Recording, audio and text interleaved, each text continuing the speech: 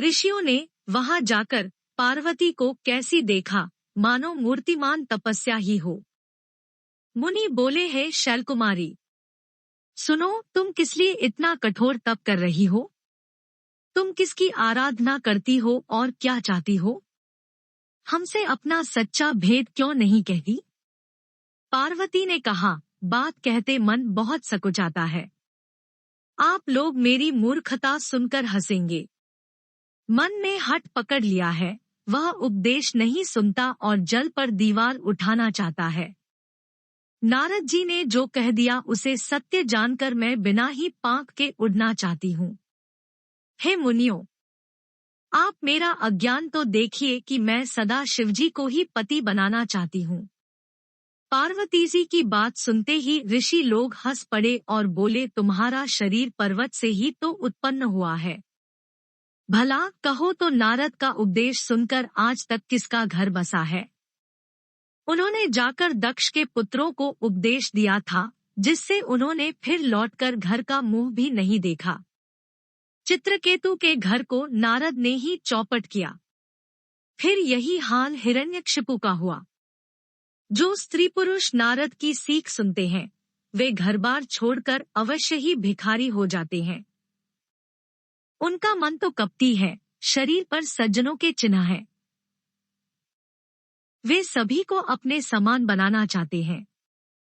उनके वचनों पर विश्वास मानकर तुम ऐसा पति चाहती हो जो स्वभाव से ही उदासीन, गुणहीन, निर्लज्ज, बुरे वेशवाला, नरकपालों की माला पहनने वाला, कुलहीन, बिना घरबार का, नंगा और शरीर पर सांपों को लपेटे रखने वाला है।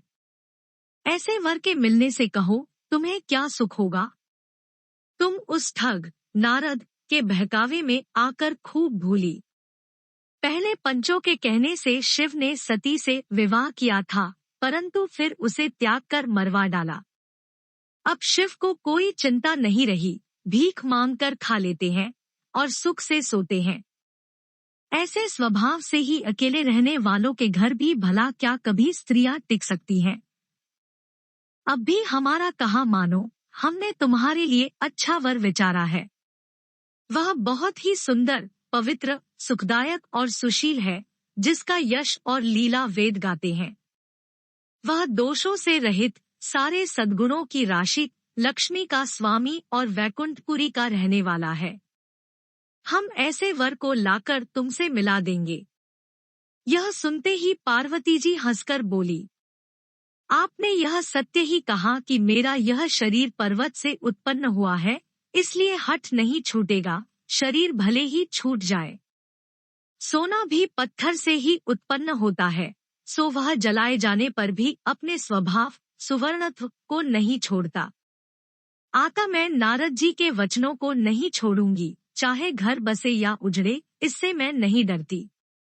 जिसको गुरु के वचनों में विश्वास नहीं है, उसको सुख और सिद्धि स्वप्न में भी सुगम नहीं होती। माना कि महादेव जी अवगुणों के भवन है और विष्णु समस्त सद्गुणों के धाम है, पर जिसका मन जिसमें रम गया, उसको तो उसी से काम है। हे मुनीश्वरों, यदि आप पहले मिलते तो मैं आपका उपदेश सिरमाथे रखकर सुनती, परंतु अब तो मैं अपना जन्म शिवजी के लिए हार चुकी। फिर गुंडोशों का विचार कौन करे?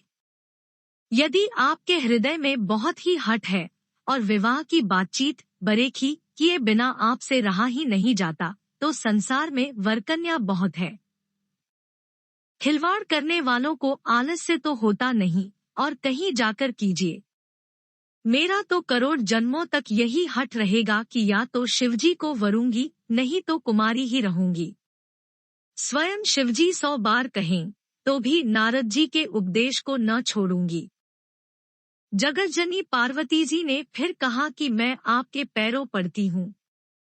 आप अपने घर जाइए, बहुत देर हो गई।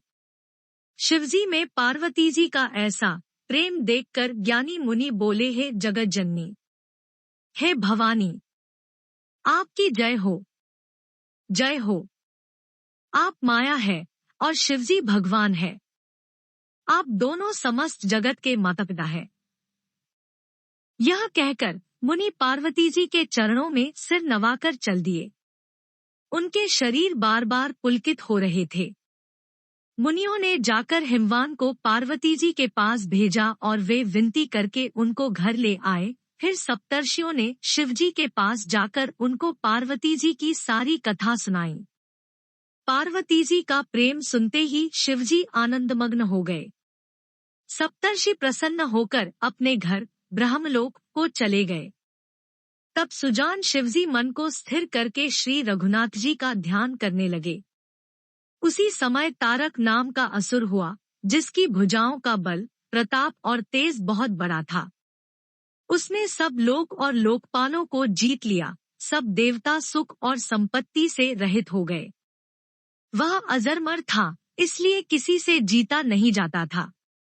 देवता उसके साथ बहुत तरह की लड़ाइयां लड़कर हार गए।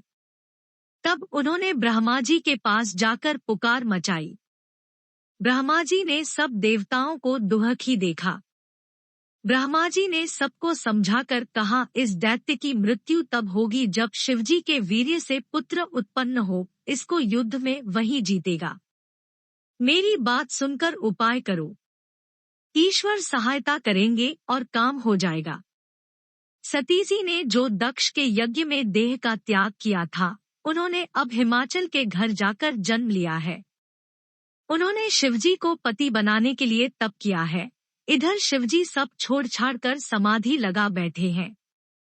यद्यपि है तो बड़े असमंजस की बात, तथापि मेरी एक बात सुनो। तुम जाकर कामदेव को शिवजी के पास भेजो। वह शिवजी के मन में क्षोभ उत्पन्न करे, उनकी समाधि भंग करे। तब हम जाकर शिवजी के चरणों में सिर रख देंगे और जबरदस्ती उन्हें राजी करके विवाह करा देंगे। इस प्रकार से भले ही देवताओं का हित हो, और तो कोई उपाय नहीं है। सबने कहा यह सम्मति बहुत अच्छी है। फिर देवताओं ने बड़े प्रेम से स्तुति की। तब विषम 5 बाण धारण करने वाला और मछली के चहनेयुक्त ध्वजा वाला कामदेव प्रकट हुआ।